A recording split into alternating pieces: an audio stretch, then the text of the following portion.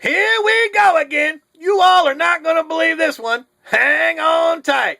Someone sent me information about genealogy research being done by a woman in California who found she was related to Harry Reid through a distant relative. Ooh, that's enough to make the dead weak in the knees. Gives me goosebumps just to think about it. God bless you, ma'am. So she sent this information to Senator Reid's office for comment. This was their reply.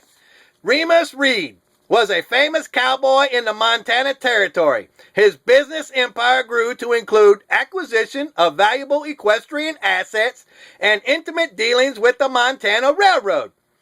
Beginning in 1883, he devoted several years of his life to government service, finally taking leave to resume his dealings with the railroad. In 1887, he was a key player in a vital investigation run by the renowned Pinkerton Detective Agency.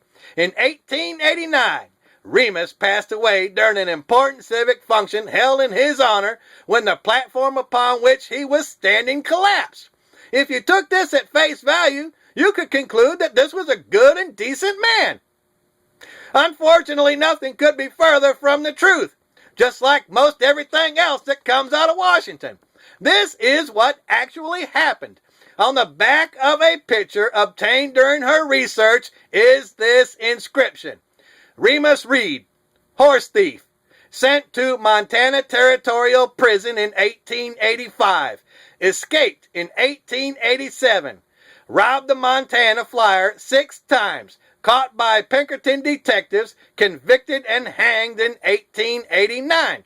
The only known photograph of Remus Reid shows him standing on the gallows in Montana Territory. I'm sure you can come to your own conclusion whether this is political spin or a downright lie. If you Google Remus Reid, you will find the picture mentioned, which clearly shows Remus Reid being hanged for stealing a horse, breaking out of prison, and robbing a train not once but 6 times. To me, the obvious response from Senator Reid's office should have been, yes, Senator Reid's great-great-uncle was a thief and hanged for his crimes. But each individual is responsible for his or her own actions, and Senator Reid does not condone these actions. But it's just like a liberal to tell you lies, believing you don't look things up or are not capable of reading and understanding the English language. You are supposed to just believe what they tell you and what they think you ought to know. What's that old saying? Believe nothing you hear and half of what you see? Look things up, folks.